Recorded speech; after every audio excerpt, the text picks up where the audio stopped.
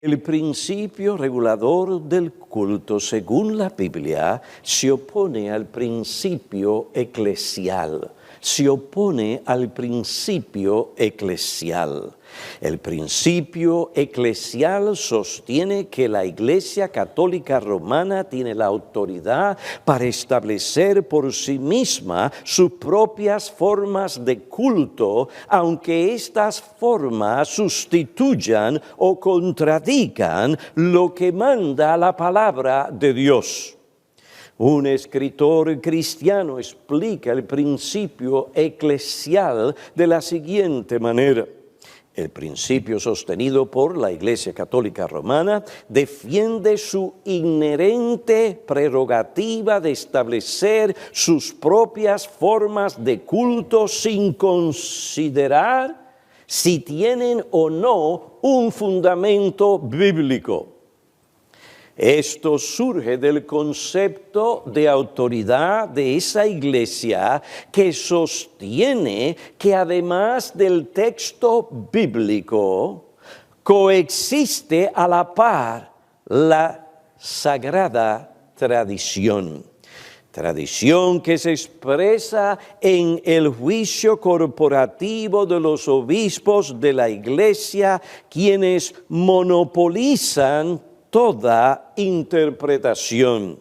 La autoridad radica en la iglesia y no radica exclusivamente en el texto bíblico o la Biblia. De esta forma el culto está regulado por la autoridad de la iglesia. Ella, no la Biblia, ella establece su forma de culto según le place o como bien le parece. La historia ha demostrado que tal discrecionalidad ha agregado elementos culticos que no conciertan o guardan armonía con la Biblia. Por ejemplo, los 7 sacramentos, la confirmación, la misa, etc. La iglesia es, según ellos, soberana y puede inventar o crear lo que se le ocurra, pues tiene autoridad para hacerlo. Esta postura es la verdadera antítesis.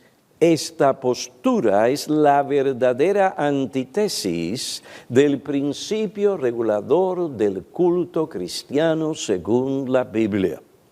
Muchos fariseos cometieron el mismo error que la Iglesia Católica. Ellos colocaron las tradiciones meramente humanas sobre la revelación divina. Colocaron las leyes humanas sobre los mandamientos de Dios. Ahora, no es justo condenar todas las tradiciones, pues como otro dijo, muchas tradiciones nos ayudan a recordar, valorar y honrar cosas que son nobles y hermosas. Pero cuando las tradiciones sustituyen la palabra de Dios o en alguna manera distorsionan o la alejan, son una ofensa contra Dios y un obstáculo para la correcta adoración y vida. Cuando los mandamientos de hombres se enseñan como doctrinas,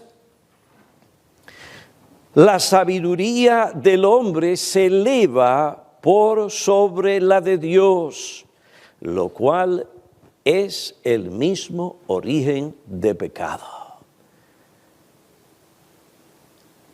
La soberbia, hermanos. Yo sé mejor que tú, Dios. La soberbia. La soberbia. La soberbia se apoderó de la mente de Eva. Se apoderó de Adán. Ellos pensaron que podían establecer la verdad, lo que era correcto, interpretar las cosas correctamente, aún adorar a Dios sin la palabra y la revelación de Dios. Eso es soberbia. Mi opinión es más importante que la de Dios. Lo que yo pienso es más importante que lo que dice y piensa Dios. Fue el hecho de que Satanás indujera a Eva a confiar en su propia sabiduría por sobre la sabiduría de Dios que llevó a la caída y a todo pecado posterior y a toda maldad en el mundo. Muchas de las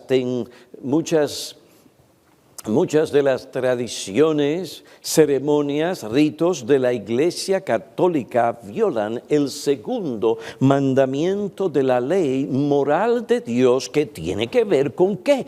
Con la adoración. Sus creencias y prácticas han conducido a millones de personas a la idolatría, a la adoración de imágenes, algo explícitamente prohibido en el segundo mandamiento de la ley moral de Dios.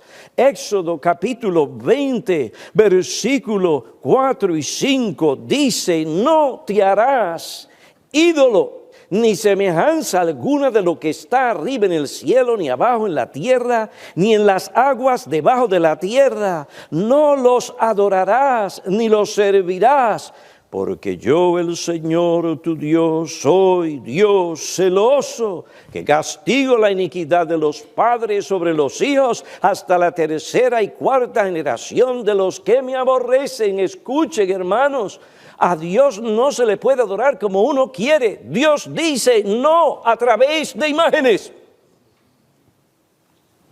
No hay imagen que pueda representar a Dios, ni al Dios hombre.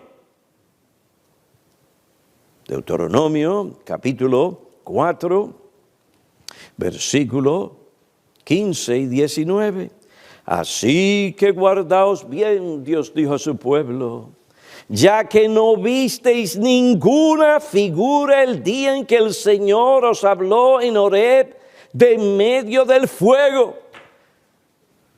No, pastor, pero es que estas figuras pues representan lo que nosotros adoramos, pero aquello eran cosas paganas. No, aquí Dios está diciendo, cuando yo me manifesté a ustedes no vieron ninguna figura. ¿Para qué? Para enseñarles exactamente eso mismo, que ustedes no pueden adorarme a mí o servirme a mí a través de imágenes. Las creencias y prácticas de la Iglesia Católica ha conducido a millones de personas a la idolatría, a la superstición y a negar de manera aborrecible en la misa la suficiencia de la obra expiatoria y vicaria del Señor Jesucristo. La misa es una blasfemia. Niega la suficiencia de la sangre de Cristo para limpiarnos de todo pecado. Vuelve a crucificar al Señor, sí, por medio del pan y del vino. Abominación. Por una sola ofrenda, dice la palabra de Dios, nosotros hemos sido santificados. El Señor, cuando resucitó y ascendió, se sentó a la diestra del Padre en las alturas. Se sentó. ¿Por qué? Porque no hay más nada que hacer. Porque en la cruz Él dijo: consumado es. Todo lo necesario para la salvación eterna del hombre ha sido cumplido aquí en la cruz del Calvario. Consumado es. A la gente no le gusta que uno predique con autoridad y de esa manera, porque nos encontramos en una sociedad que usted no puede criticar a nadie, porque la gente es tan sensible que cualquier cosa que usted diga, ¡ah! Y la verdad sufre a causa de ello. y la gente sigue en su ignorancia. No. Así como el Señor censuró y condenó a los fariseos por aferrarse a las tradiciones humanas que invalidan el mandamiento de Dios, así también el Señor reprende y condena por su palabra a los que siguen la teología del catolicismo romano que se opone a la palabra de Dios. Nosotros también debemos cuidarnos de invalidar los mandamientos de Dios por aferrarnos a las tradiciones meramente humanas en la adoración. Si lo hacemos, ofendemos a Dios. Él no aceptará nuestra adoración. Ponemos en juego nuestro propio crecimiento espiritual y relación con Dios. El principio regulador del culto se opone al principio eclesial.